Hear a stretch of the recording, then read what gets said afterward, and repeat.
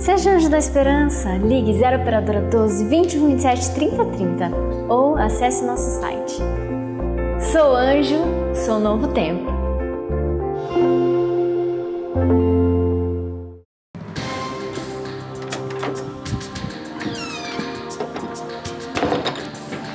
Olá! Hoje eu começo falando de um assunto que é bastante conhecido no meio evangélico. É sobre o arrebatamento secreto. Afinal de contas, o que vai acontecer? Será que a qualquer momento um de nós pode ser arrebatado ao céu? É interessante que na palavra de Deus existe uma história que aparentemente aconteceu algo parecido. Veja o que está em Atos no capítulo 8, a partir do verso 37, mas eu vou começar lendo a partir do 39, quando diz o seguinte: quando eles estavam saindo da água, o Espírito Santo levou Filipe embora. O funcionário não viu mais Filipe, porém continuou a sua viagem cheio de alegria. De repente, Filipe se encontrou na cidade de Azoto e seguiu viagem anunciando o evangelho por todas as cidades até chegar a Cesareia. É interessante que nessa história, Filipe foi arrebatado. Não foi levado ao céu, mas estava caminhando, tinha acabado de fazer um batismo e simplesmente ele sumiu e apareceu em uma outra cidade. Se na Bíblia tem uma história como essa, quem garante que a qualquer momento eu ou você não pode ser arrebatado, como a doutrina do arrebatamento secreto diz? Afinal de contas, quando é que vai acontecer o arrebatamento que a palavra de Deus nos ensina e nos orienta? Esta e muitas outras questões você acompanha agora, pois está no ar, Na Mira da Verdade.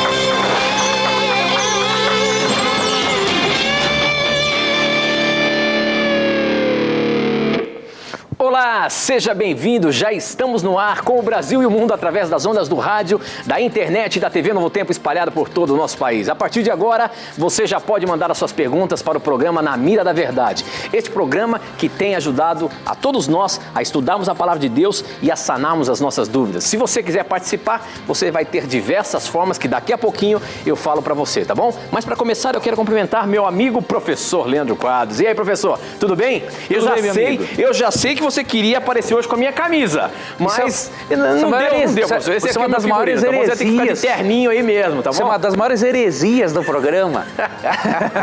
Um abraço, amigo, para você. Eu queria mandar uns abraços para outras pessoas queridas aqui que nos escreveram, não é? E que gostam muito do programa.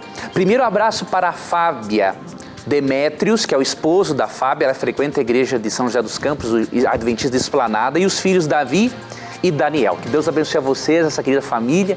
Obrigado pelo carinho para com o programa. Um abraço também para o irmão Alexandre Lopes. Ele é do Rio de Janeiro, de uma comunidade judaico-cristã. Muito obrigado, Alexandre, pelo seu contato, pelo seu carinho também para com o nosso programa. Uns abraços que eu tinha me esquecido. Na semana passada eu tinha que mandar uns abraços para o pessoal de São José do Rio Preto. Então aí vai alguns abraços para vocês, amigos. Eu tenho aqui... Tem 300 abraços hoje, né? Amigo, tem 350 abraços. Vou mandar só alguns e vou pedir que os outros queridos amigos esperem para o próximo programa, tá bom? Ó, Mário Lima, Eliene Teres, Lucas Lima, Rafael Lima, de São José do Rio Preto, São Paulo. Eu tenho outros amigos aqui para mandar abraço e também de São José do Rio Preto, mas no próximo programa eu entrego todos os abraços, tá? Que Deus guarde a todos vocês aí. Ok, professor, já começamos atrasado o nosso programa, então você, cuida aí que vem muito chumbo grosso para você hoje, hein? Mas olha só, nós começamos um programa falando sobre o arrebatamento secreto. E professor, essa história de Atos com relação a Filipe ali, ele que estava batizando um homem e de repente foi arrebatado, a pergunta que chegou pelo nosso blog aqui do Leonardo Ezequiel do Rio de Janeiro, ele diz o seguinte: olá, paz do Senhor, por favor, me explique se em Atos 8, 39 a 40, o arrebatamento de Filipe foi espiritual ou foi literal? E se é possível esse arrebatamento nos dias de hoje? E aí eu estendo a questão sobre o arrebatamento secreto, professor, que é uma doutrina bastante conhecida e divulgada no meio evangélico, mas que aparentemente existe algumas controvérsias bíblicas. É isso aí, professor? Pois olha, Tito, é uma doutrina realmente muito divulgada, mas eu queria dizer com muito carinho e respeito aos nossos irmãos evangélicos de todas as igrejas, a doutrina do arrebatamento secreto, ela é antibíblica e é muito perigosa. Mas professor, como assim antibíblica? Aqui a gente vê uma história clara na Bíblia de um arrebatamento, aparentemente um arrebatamento. Filipe não foi levado ao céu, mas por exemplo, a gente sabe que Elias, Enoque estão lá no céu, foram arrebatados. Como é que é isso? Como é que a gente tem argumento para dizer que a doutrina do arrebatamento secreto não é uma doutrina bíblica, professor? Vamos lá, meu amigo, essa é uma excelente pergunta. Veja bem, primeiramente temos que analisar o contexto de Atos capítulo 8 e depois eu vou citar alguns outros textos para percebermos que realmente a doutrina do arrebatamento secreta que foi popularizada no meio cristão evangélico não é uma doutrina bíblica. Por exemplo, aqui em Atos 8:39 diz o seguinte: quando saíram da água, o Espírito do Senhor arrebatou Filipe repentinamente. O eunuco não ouviu mais e, cheio de alegria, seguiu seu caminho. Filipe, porém, apareceu em Azoto e, indo para Cesareia, pregava o evangelho em todas as cidades pelas quais passava. Perceba aqui, amigo telespectador e ouvinte da Rádio Novo Tempo, que o arrebatamento de Filipe não foi secreto e tinha um propósito aqui neste mundo. Primeiro, não foi secreto porque ele estava na presença do eunuco, um alto oficial a quem ele havia levado a mensagem de salvação e havia batizado. Então, Filipe foi arrebatado na presença dele, subitamente, mas ele estava na presença de alguém. E ele não foi de uma forma secreta para o céu. Este tipo de arrebatamento aqui tinha um propósito. O verso 40 fala que Filipe, depois disso, apareceu em Azoto e foi para Cesareia e ali pregava o evangelho em todas as cidades às quais passava. Então o Espírito Santo fez um teletransporte, digamos assim. O transportou para um outro lugar porque havia um propósito missiológico muito específico. Então, nossos queridos irmãos, não podemos utilizar esse texto para apoiar o arrebatamento secreto, e assim como muitos outros textos. Agora, que a Bíblia fala da volta de Jesus e que não haverá um arrebatamento secreto, isso é muito claro em diversos textos. Eu vou mencionar pelo menos alguns aqui por causa do tempo, para nós irmos para outras perguntas, mas eu gostaria, meu irmão, de começar lendo para você um texto que se encontra no Evangelho de Mateus, no capítulo 24. Vamos ler os versos 30 e 31. Perceba uma coisa interessante. Então aparecerá no céu o sinal do Filho do Homem, e todas as nações da terra se lamentarão e verão o Filho do Homem vindo nas nuvens do céu com poder e grande glória. Primeiro ponto, Cristo virá e as nações se lamentarão ao ver a Cristo no céu, porque muitos estarão despreparados para a volta dele. Verso 31, ele enviará os seus anjos com grande som de trombeta, e estes reunirão os seus eleitos dos quatro ventos de uma outra extremidade dos céus. Veja, no verso 30 é dito que os homens, as nações se lamentarão ao verem a Cristo, e o verso 31 diz uma outra coisa. Diz aqui que os anjos virão com Cristo ao som de trombetas, ou seja, a volta de Cristo será visível e audível. Não há nada, querido amigo, de secreto na segunda vinda de Cristo. Outro texto que seria importante também você ler é Apocalipse 1:7. Ali é dito assim: eis que ele vem com as nuvens e todo olho o verá. E que inclusive os perdidos verão a Jesus. Você pode ler Apocalipse 6:14-17.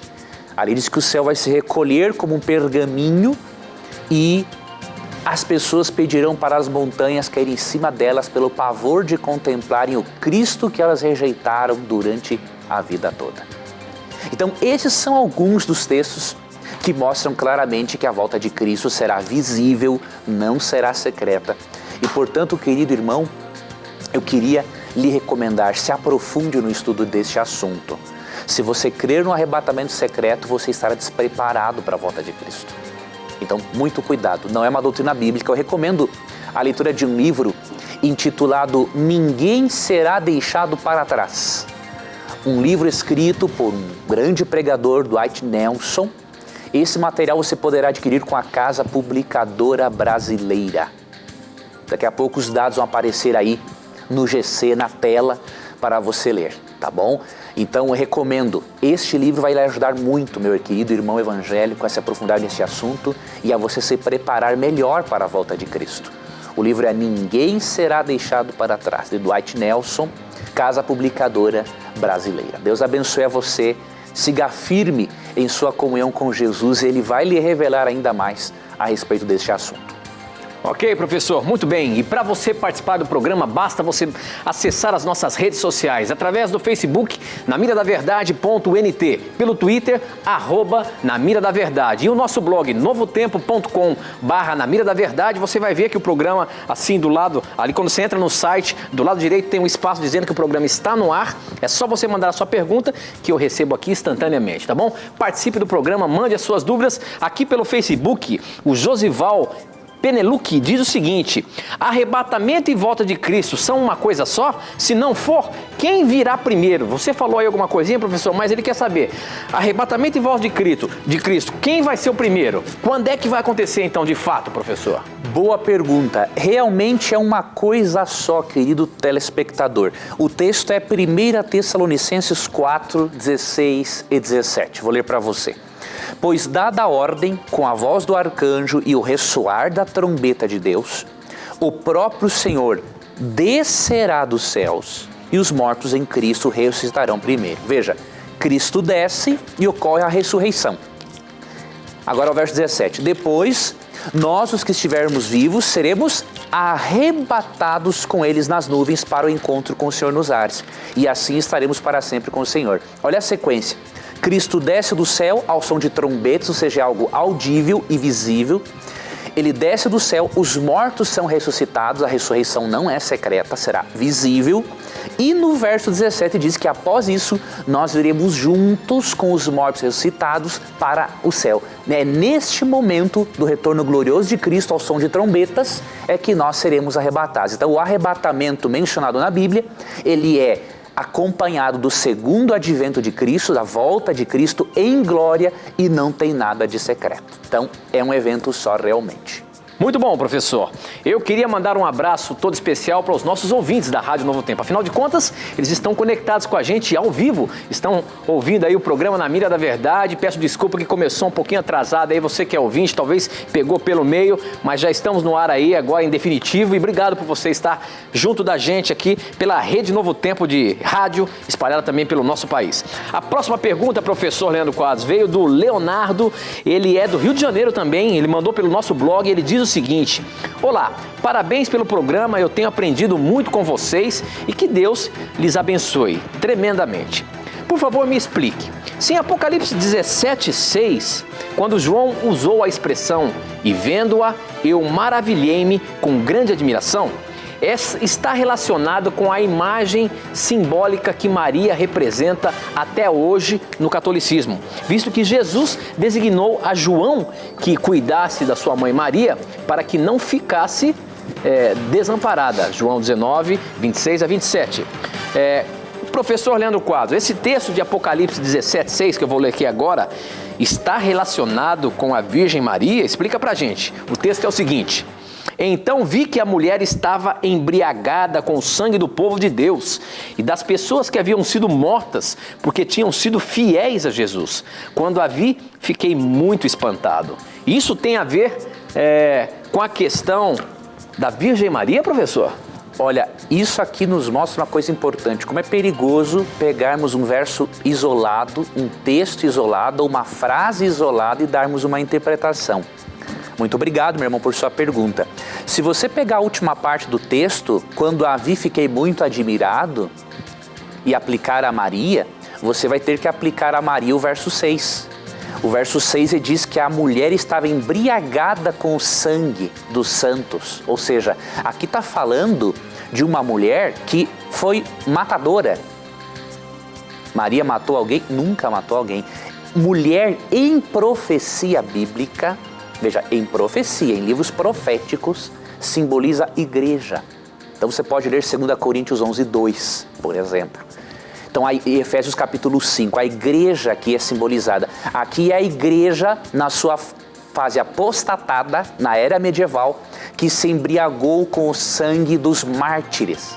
Portanto, esse texto não pode se referir a Maria de forma alguma, não tem aplicação alguma. Se refere sim à igreja apostatada no período medieval. Até mesmo porque no capítulo 17, se você ler o versinho 1, você percebe que esta mulher do capítulo 17 é tida como prostituta. Ou seja, uma igreja que se corrompeu doutrinariamente, abandonando a pura doutrina de Cristo. Então, definitivamente, não se aplica à mãe de Jesus essa citação. Muito bem, professor. Ainda pelo nosso Twitter, tem uma pergunta que mandou aqui o Davi Rodrigues, e ele diz o seguinte: verdade ou mito? Existe o inferno com base em Lucas 16:19 e Apocalipse 6:11-12? Eu não acredito. Ele quer saber, professor. Lucas 16:19 é onde fala aí a história do rico e Lázaro, onde aparentemente existe um diálogo do céu e do inferno. E ali no Apocalipse fala sobre o inferno. Afinal de contas, professor, sempre chega essa questão sobre o inferno e a gente precisa saber, de fato, o inferno existe hoje, vai existir ainda ou não existe? O que é isso? Muito boa essa pergunta. Veja bem, querido amigo que nos acompanha, não vou entrar em muitos detalhes agora de Lucas 16, você pode acessar o blog do programa novotempo.com/na mira da verdade, digitar Rico e Lázaro e ali você vai encontrar muitos vídeos e também artigos escritos onde nós explicamos essa questão. Mas vou lhe dar umas ideias iniciais para você entender esse assunto. Lucas 16:19-31 está num bloco de texto que nos prova ser esse relato uma parábola e não uma história literal. O assunto de Jesus começa no capítulo 15 e vai do capítulo 17, verso 10. Como sabemos? Você sabe que um bloco de um assunto inicia ou começa quando ele muda as pessoas a quem se dirige, muda o ambiente e tudo mais. Então, esse diálogo de Cristo começa no capítulo 15 e vai até o capítulo 17, verso 10. Nesse diálogo com os fariseus, líderes religiosos da época, Cristo conta uma série de parábolas para mostrar que eles estão o quê? Perdidos na compreensão da Bíblia e do plano de salvação. Cristo conta a parábola da ovelha perdida no capítulo 15, a parábola da moeda perdida, a parábola do filho pródigo, a parábola do administrador infiel e aí vem a parábola do rico e Lázaro. Então ele conta uma série de parábolas para ensinar lições morais. Por que o restante seria parábola e só a história do rico e Lázaro seria literal? Não tem cabimento, não tem base na própria perícope, ou seja, no próprio bloco do texto que trata do assunto. Um outro detalhe importante é você analisar Apocalipse capítulo 20.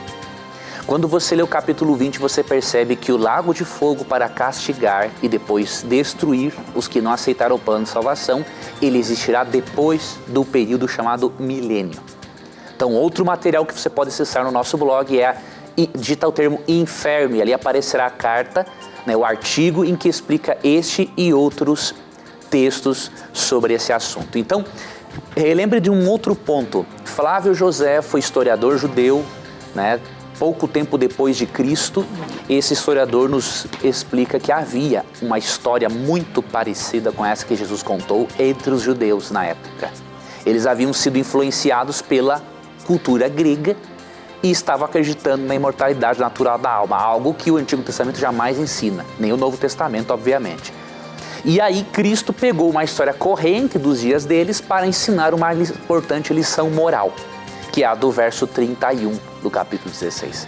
Então, parábola, você nunca se atém aos detalhes de uma parábola para fazer doutrina, você se atém à lição moral que a parábola transmite. Se você se ater aos detalhes, você vai ler, por exemplo, Ezequiel 16, 9-13 e vai concluir que as árvores podem falar. Então a Bíblia personifica árvores, personifica mortos, para poder ensinar lições morais. É uma linguagem alegórica e, portanto, não é literal isso aqui. Ok, professor, muito bem. Bom, nosso tempo não para de correr, nós temos que ir para o intervalo, mas aproveite aí, aproveite o intervalo para você mandar as suas dúvidas. Temos aqui muitas perguntas que já estão chegando pelo Facebook, pelo Twitter, pelo nosso blog. Participe do programa. Você tem aí 3 minutinhos para preparar a sua questão, aquelas perguntinhas bem capciosas para a gente tentar pegar o professor aqui e colocar ele na mira. Portanto, aproveite o intervalo, não sai daí não, a gente volta já já.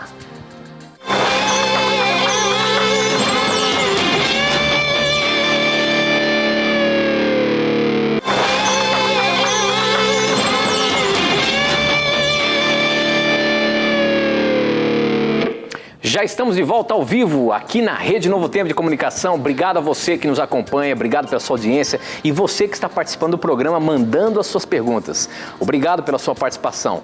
E eu sempre digo aqui, na verdade, não é a nossa opinião, não é a opinião da Igreja Adventista, não é a opinião do professor Leandro Quadros, mas o que a Bíblia fala. E nós queremos responder a você baseados neste livro sagrado, apenas no que a Palavra de Deus nos orienta. Portanto, não tenha preconceitos, pergunte o que você quiser. E a sua pergunta vai estar na mira e respondida à luz da Palavra de Deus. Eu queria oferecer logo de início agora um presente para você. Essa revista aqui que todas as semanas eu apresento, Verdades para o Tempo do Fim. Tempo do Fim é o tempo em que nós estamos vivendo. A gente acredita nisso, porque afinal de contas, Jesus em breve voltará. E esses últimos dias tem feito com que a gente perceba os sinais da sua vinda. E essa revista tem uma série de estudos bíblicos que você vai poder ter aí na sua casa sem pagar nada. É um presente nosso para você. Para você acessar, para você receber em sua casa, basta acessar o nosso blog. novotempo.com/na mira da verdade. Você vai ver ali que tem a imagem dessa revista. E quando você clicar nela, você vai ser direcionado para um lugar onde você vai preencher os seus dados postais e ela vai receber aí e você vai receber ela aí na sua casa, tá bom? Então participe. Peça agora mesmo a revista Verdades para o Tempo do Fim e você vai ter um excelente material aí para você estudar mais a Palavra de Deus, tá bom? Professor Leandro Quadros. Meu amigo. O Facebook aqui tem mais de 400 perguntas, não quero nem saber como é que você vai responder, mas vamos lá. Quero ver uma pergunta aqui do Alan Clebson, que ele diz o seguinte: parabéns pelo programa.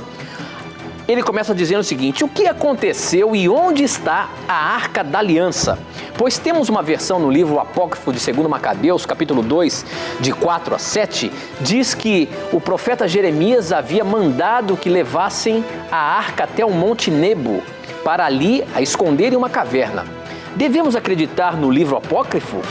E tem outra versão que diz em 586 a.C., segundo a invasão de Judá, ou 609 a.C., primeira invasão de Judá, segundo alguns estudiosos, Nabucodonosor, rei da Babilônia, invadiu o reino de Judá e tomou a cidade de Jerusalém. O relato bíblico menciona um grande incêndio que teria destruído todo o templo. A arca desaparece completamente da narrativa e, a partir desse ponto, o próprio relato é vago quanto ao seu destino. Tem outra versão sobre este assunto? O que aconteceu realmente com a Arca da Aliança? Olha aí, professor, o irmão aqui começou a se aprofundar no estudo. Afinal de contas, na Palavra de Deus, existe algum relato sobre a Arca da Aliança? Existe alguma coisa para saber onde é que ela possa estar? Se é que está em algum lugar ou simplesmente foi destruída? Como é que é isso? Só um pouquinho. Só para a gente contextualizar o nosso telespectador, que talvez nem saiba o que é a Arca da Aliança.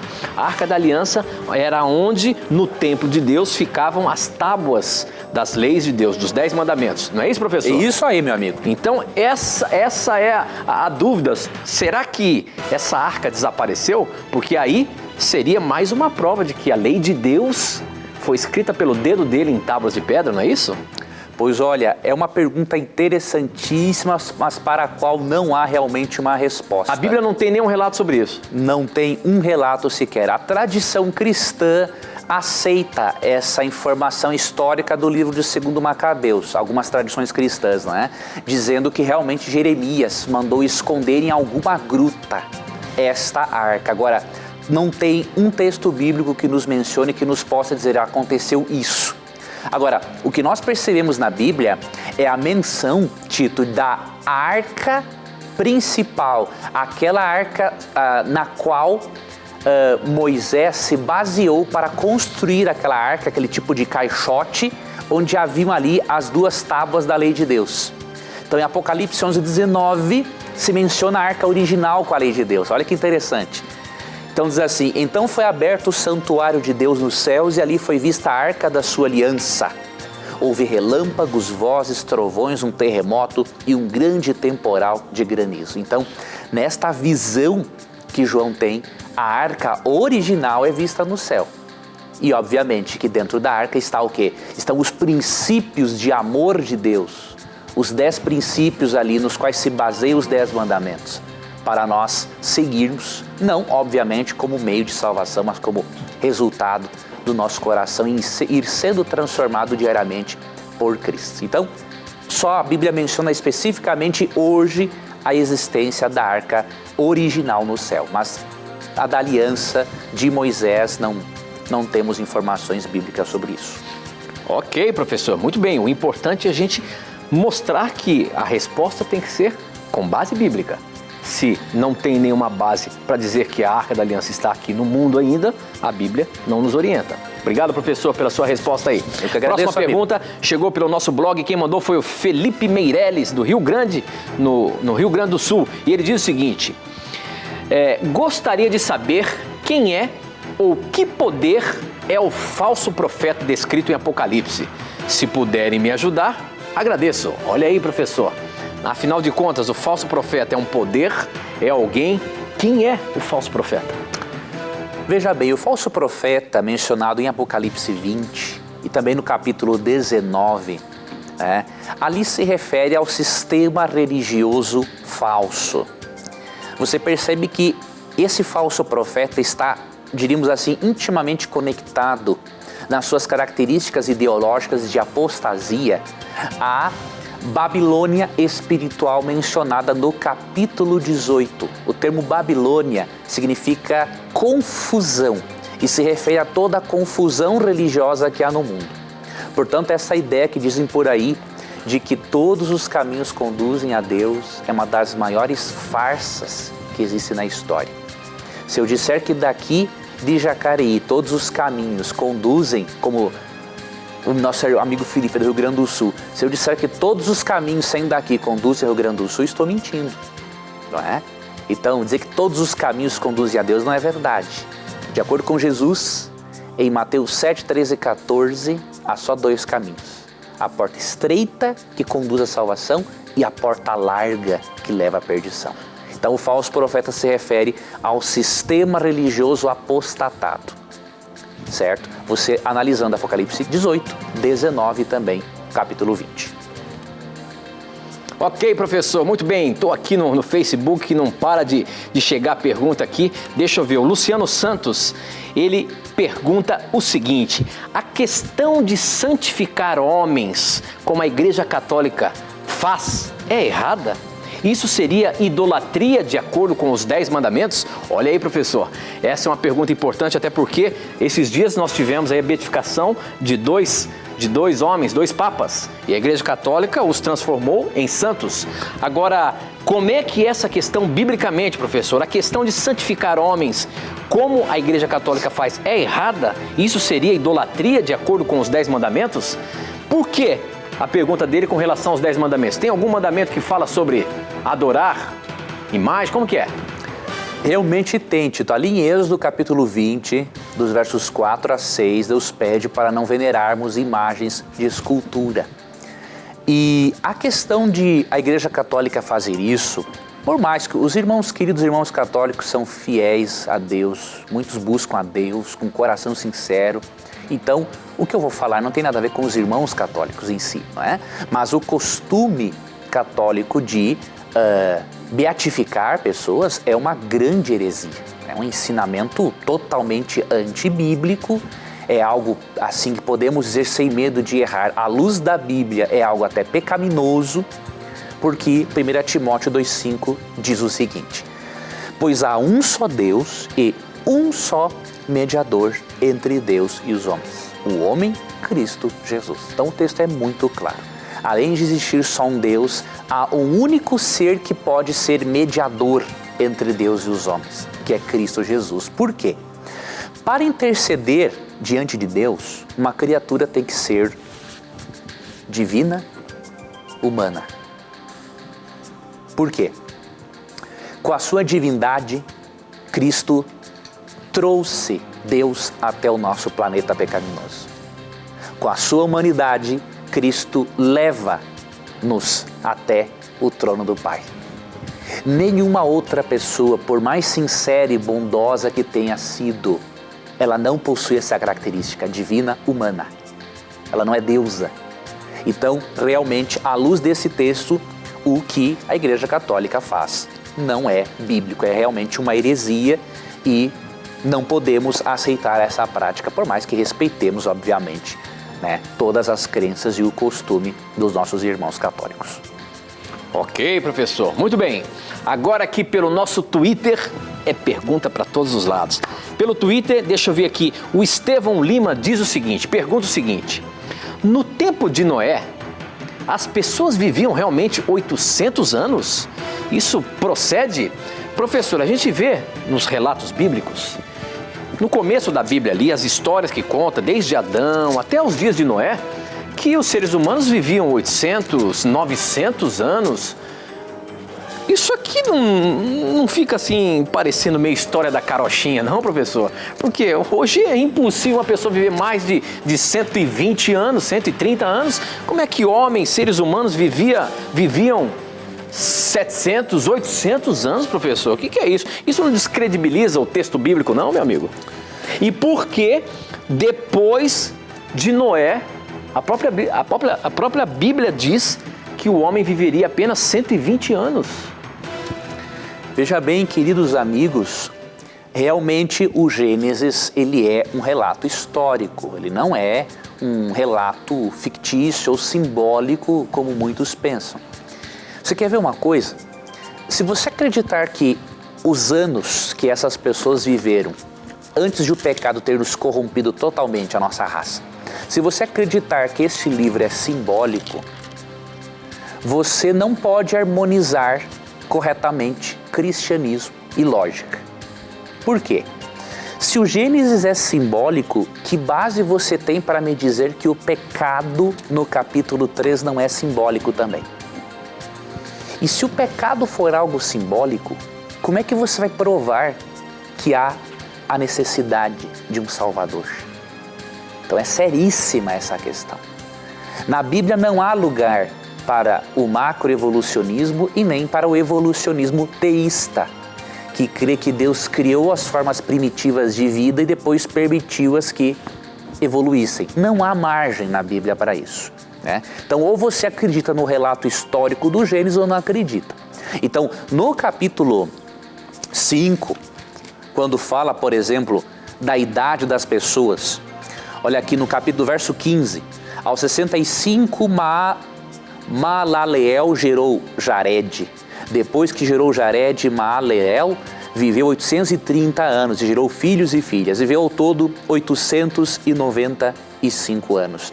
Você vê no verso 27 que Matusalém viveu 969 anos. Então, eles tinham essa longevidade porque o pecado não havia corrompido totalmente a estrutura genética do ser humano, nem tirado a sua vitalidade. E um ancestral deles, que não era tão antigo na época deles, que era Adão, possibilitou, obviamente, que geneticamente eles tivessem ainda alguma influência da vitalidade que Adão recebia, do contato com o Criador e do contato com a árvore da vida. Jesus, se você ler, amigo, ali Mateus capítulo 19 e Mateus capítulo 5, você vai perceber que Cristo acreditava ser o Gênesis literal. Mateus 19, por exemplo, ali versos 8 a 10. Então, se Cristo acreditava no Gênesis literal, nós também devemos acreditar. Cristo é o melhor intérprete do Gênesis. E se ele acreditava na literalidade, nós devemos acreditar, por mais que a chamada ciência moderna queira dizer ao contrário. Na verdade, infelizmente, muito de pseudo-falsa ciência, Porque nas universidades não fazem muita questão de ensinar aos alunos que os grandes pais da ciência conseguiam fazer ciência e estudar a Bíblia ao mesmo tempo, né? Isso não se conta para os alunos. Então é uma pseudociência, né? Porque a verdadeira ciência não esconde fatos, apresenta todos os fatos para que cada um julgue por si mesmo e analise, né, a veracidade ou não de uma teoria, né? Você fica agora com o momento da mentira.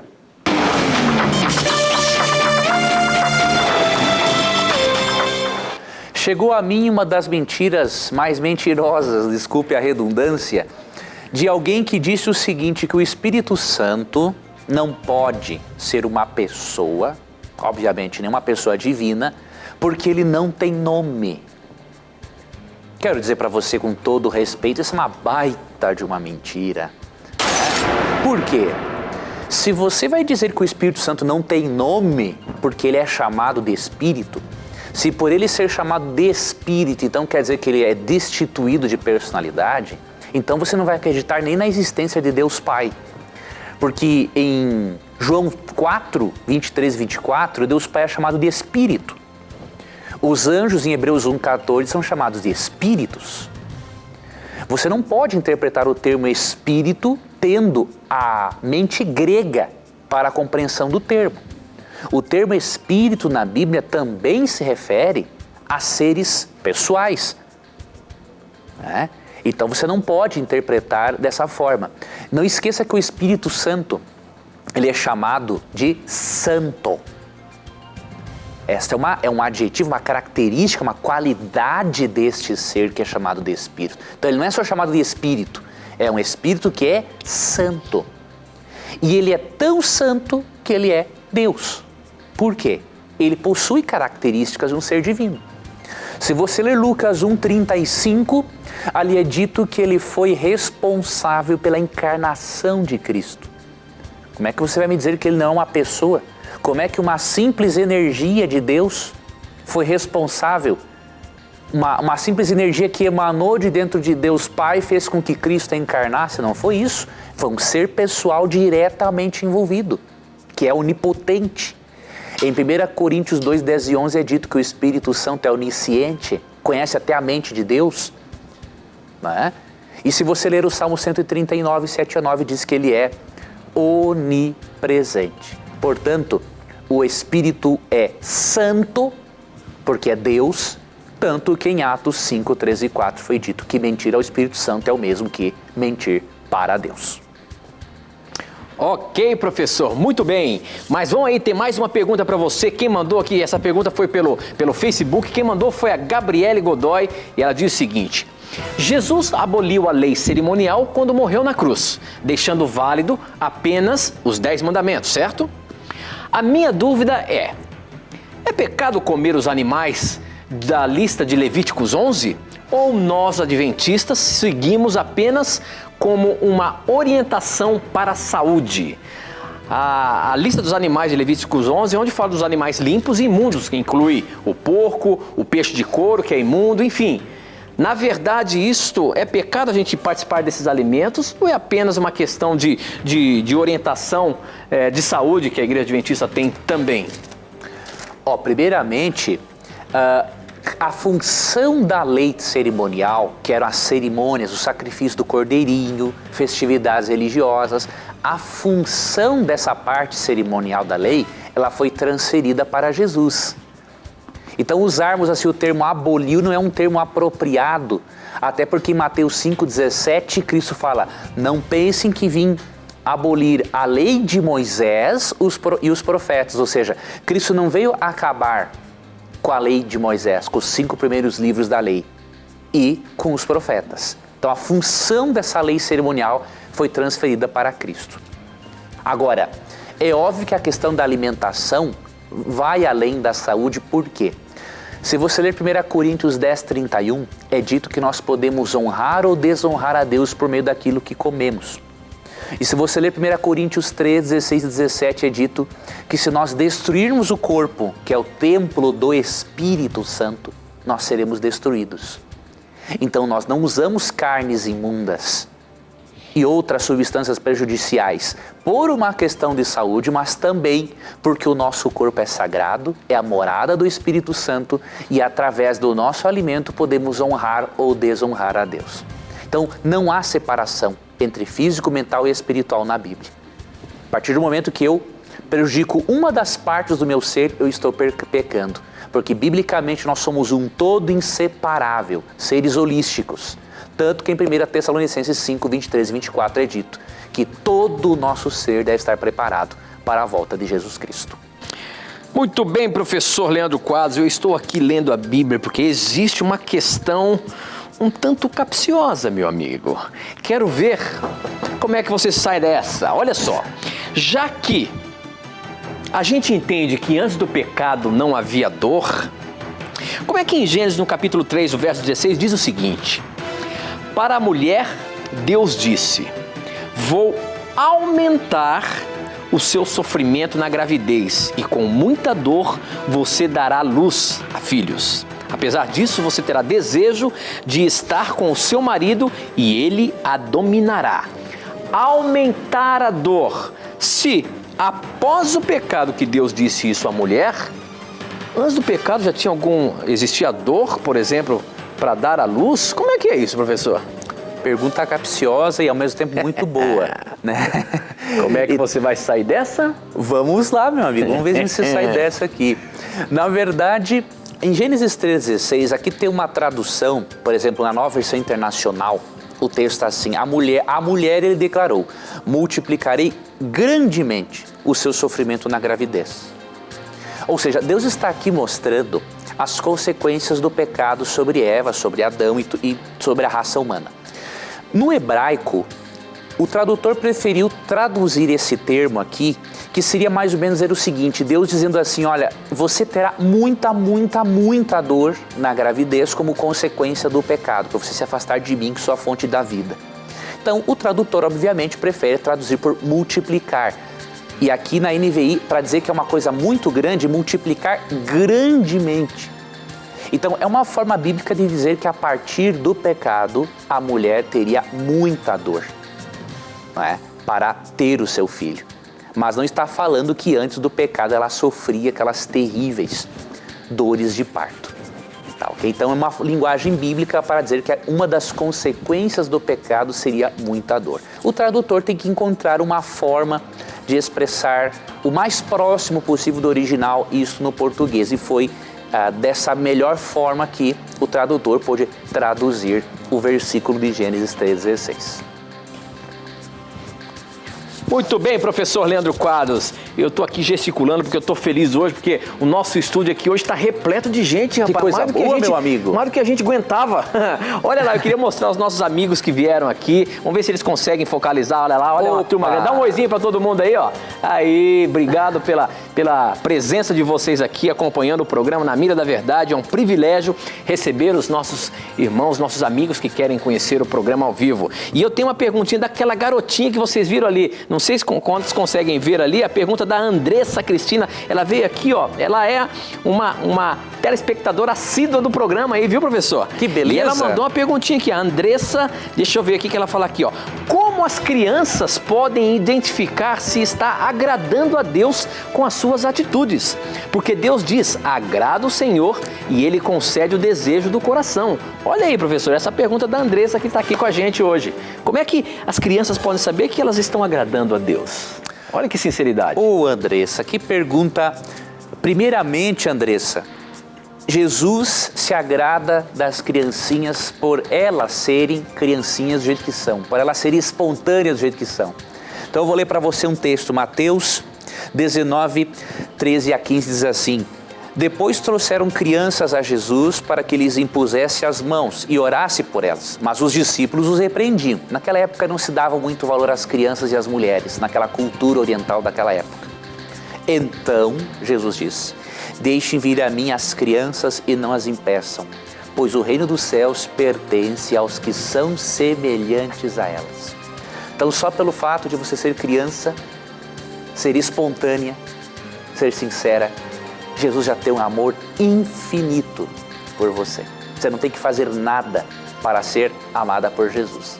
Agora, Se você quer saber se a sua vida, se o seu modo de viver, de brincar, de tratar o pai e a mãe e os amigos estão em harmonia com o que Jesus gosta, leia os 10 mandamentos em Êxodo capítulo 20. Os 10 mandamentos são 10 princípios de amor de Deus, através dos quais Ele nos ensina a amarmos e nos relacionarmos com Deus e a amarmos e a nos relacionarmos com as pessoas.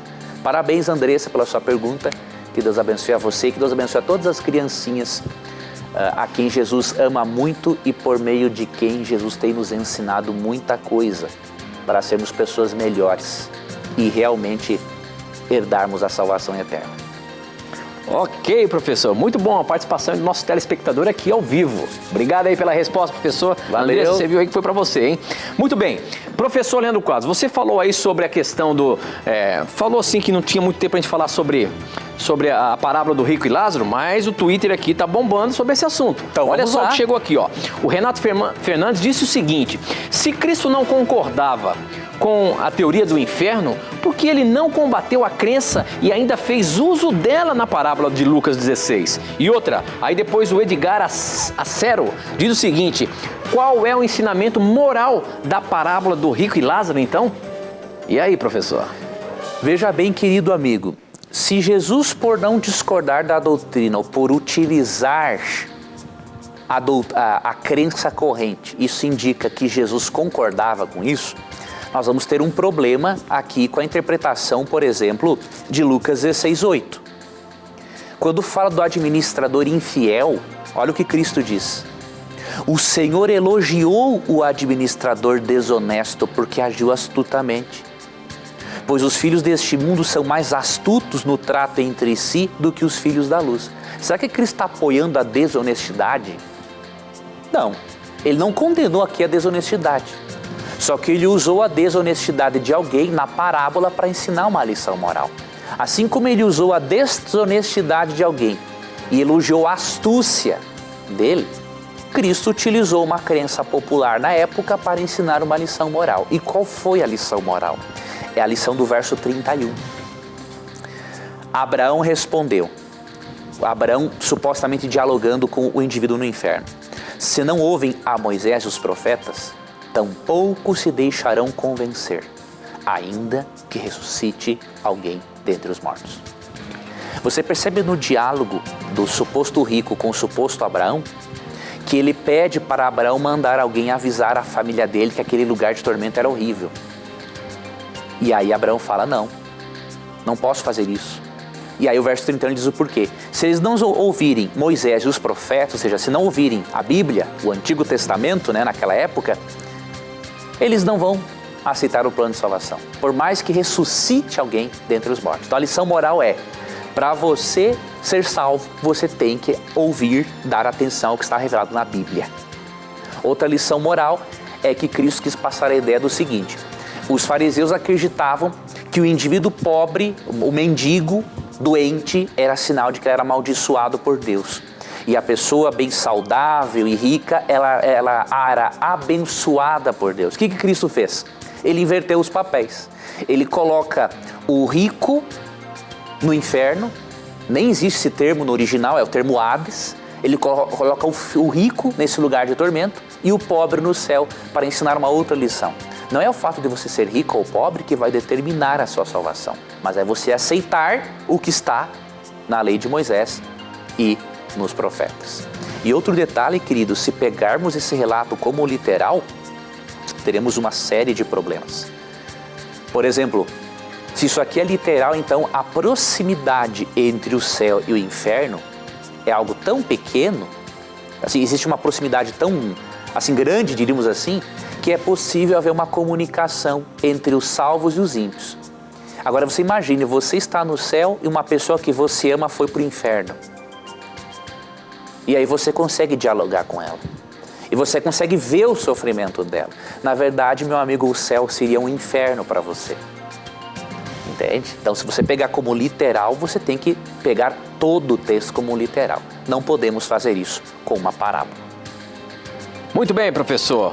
Uma pergunta aqui no Facebook, até para a gente descontrair. A questão é a seguinte, quem mandou foi o Evandro e ele diz o seguinte: professor, certo dia uma pessoa disse que não dormia sem roupas porque o anjo da guarda se afastava.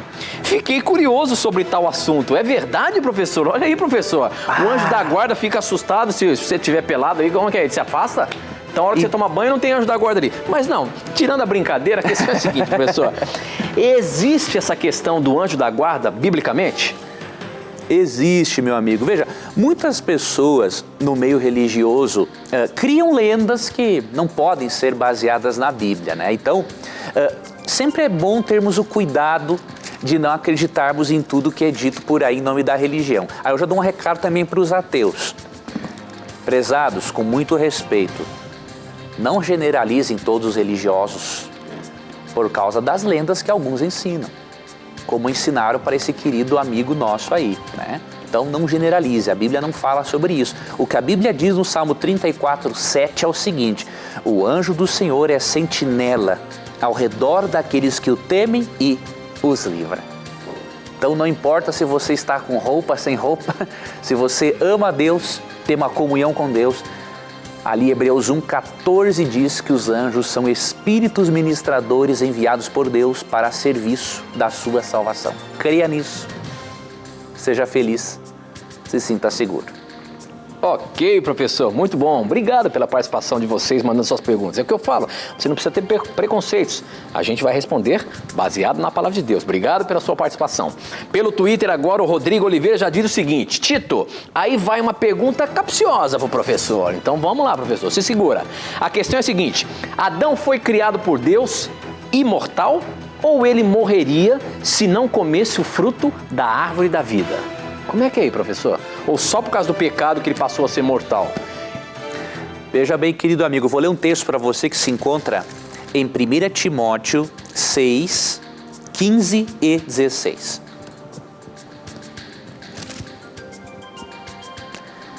Diz o seguinte: a qual Deus fará se cumprir no seu devido tempo, Ele é o bendito e único soberano, os reis dos reis e Senhor dos senhores, o único que é imortal e habita em luz inacessível, a quem ninguém viu nem pode ver. A ele sejam honra e poder para sempre. Amém. Aqui diz que o único ser que tem imortalidade intrínseca é Deus.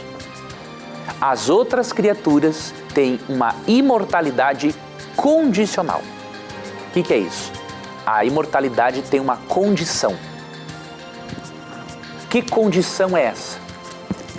Você vai ver aqui agora em Gênesis. Vamos ler o capítulo 2, versos 16 e 17. Deus criou o homem imortal, mas diríamos assim, um candidato à imortalidade. Havia uma condição para ele permanecer com essa imortalidade,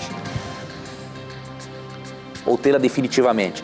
E o Senhor Deus ordenou ao homem: coma livremente de qualquer árvore do jardim, mas não coma da árvore do conhecimento do bem e do mal, porque no dia em que dela comer, certamente você morrerá. Percebeu? Deus não criou Adão para ser mortal. Criou Adão como um candidato à imortalidade. Qual era a condição? Permanecer obediente a Deus. Permanecendo obediente a Deus, ele estaria ligado a Deus, não se separaria de Deus como aconteceu após o pecado. Isaías 59:2 fala que o pecado nos separa de Deus.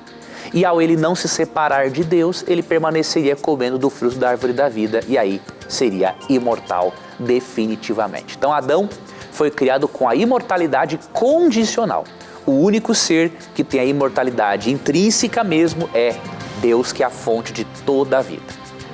Ok, professor, muito obrigado, e com essa nós terminamos mais um programa Na Mira da Verdade. Nos encontramos na terça que vem, ok? Tá bem, meu amigo. Deus te abençoe, amigo Tito. Foi muito bom estar com você, ver a sua alegria aí. Deus abençoe a você, amigo da Rádio Novo Tempo, que nos acompanha ao vivo. Deus abençoe a você, amigo da TV Novo Tempo, amigo internauta. Deus guarde a você, Deus abençoe a sua vida. E nunca se esqueça de uma coisa: sempre que você tiver coragem de perguntar, a Bíblia terá coragem de lhe responder. E aqui no programa você já sabe, sempre as suas dúvidas estarão na mira da verdade. Até o nosso próximo encontro. Tchau!